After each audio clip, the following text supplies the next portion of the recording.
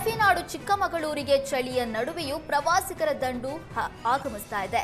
ಆದರೆ ಪ್ರಕೃತಿ ಸೌಂದರ್ಯ ಸವಿಯೋದಕ್ಕೆ ಬಂದ ಪ್ರವಾಸಿಗರು ಚಾರ್ಮಡಿ ಘಾಟಿಯಲ್ಲಿ ಬಂಡೆಗಳ ಮೇಲೆ ಹತ್ತಿ ಹುಚ್ಚಾಟ ಮೆರೆದಿದ್ದಾರೆ. ನಿರಂತರ ನೀರು ಹರಿದು ಬಂದು ಬಂಡೆಗಳು ಜಾರ್ತಾ ಇವೆ. ಅಂತ ಸ್ಥಳದಲ್ಲಿ ನಿಂತು ಪ್ರವಾಸಿಗರು ಫೋಟೋ ಶೂಟ್ ನಡೆಸಿದ್ದಾರೆ. ಈ ಸ್ಥಳದಲ್ಲಿ ಹಲವು ಬಾರಿ ಪ್ರವಾಸಿಗರು ಬಿದ್ದು ಕೈಕಾಲು ಮುರ್ಕೊಂಡಿದ್ದಾರೆ. ಕೆಲವರು ಜೀವ ಬಿಟ್ಟಿದ್ದಾರೆ.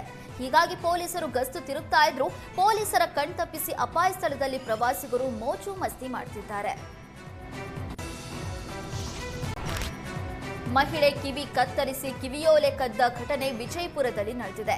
45 ವರ್ಷದ ಕಲಾವತಿ ಗಾಯಕ್ವಾಡ್ ಎಂಬ ಮಹಿಳೆ ಮೇಲೆ ಹಲ್ಲೆ ನಡೆಸಿ ಕಿಡಿಗೇಡಿಗಳು ಮಾಂಗಲ್ಯ ಸರ ಹಾಗೂ ಕಿವಿಯೋಲೆ ಕತ್ತೊಯ್ದಿದ್ದಾರೆ.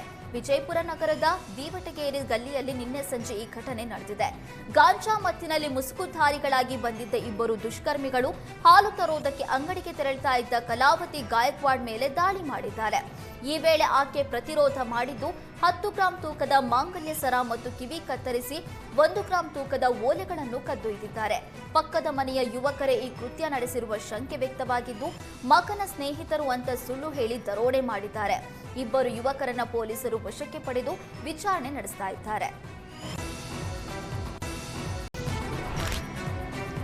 ಬೆಂಗಳೂರಿನ ಯಲಹಂಕದ ಕೋಕಿಲು ಲೇಔಟ್ ಬಳಿ ಅಕ್ರಮವಾಗಿ ಭೂ ಒತ್ತುವರಿ ಮಾಡಿಕೊಂಡು ನಿರ್ಮಾಣ ಮಾಡಿದ್ದ 200 ಮನೆಗಳ ತೆರವು ಕಾರ್ಯ ನಡೆಸಲಾಯಿತು. ಆದರೆ ತೆರವು ಕಾರ್ಯಕ್ಕೆ ನೆರೆಯ ರಾಜ್ಯ ಕೇರಳದ ಸಿಎಂ ಪಿಣರಾಯಿ ವಿಜಯನ್ ಆಕ್ರೋಶ ವ್ಯಕ್ತಪಡಿಸಿದ್ದಾರೆ. ಉತ್ತರ ಪ್ರದೇಶ ರೀತಿ ಕರ್ನಾಟಕದಲ್ಲೂ ಬುಲ್ಡೋಸರ್ ನ್ಯಾಯ ಅನುಸರಿಸ್ತಾ ಇದೆ ಅಂತ ಕಿಡಿಕಾರಿದ್ದಾರೆ. ಉತ್ತರ ಭಾರತದಲ್ಲಿ ಹಿಂದೆ ಅಲ್ಪಸಂಖ್ಯಾತರನ್ನ ಗುರಿಯಾಗಿಸಿಕೊಂಡು ನಡೀತಾ ಇದ್ದ ರಾಜಕೀಯ ದಾಳಿ ಈಗ ದಕ್ಷಿಣಕ್ಕೂ ಹರಡ್ತಾ ಇದೆ. ಸಂಘ ಪರಿವಾರದ ಅಲ್ಪಸಂಖ್ಯಾತರ ವಿರೋಧಿ ನೀತಿಯನ್ನ ಕರ್ನಾಟಕದ ಕಾಂಗ್ರೆಸ್ ಸರ್ಕಾರ ಕೂಡ ಅನುಸರಿಸಿದೆ ಅಂತ ಎಕ್ಸ್ ಖಾತೆಯಲ್ಲಿ ಪೋಸ್ಟ್ ಮಾಡಿ ಆಕ್ರೋಶ ವ್ಯಕ್ತಪಡಿಸಿದ್ದಾರೆ.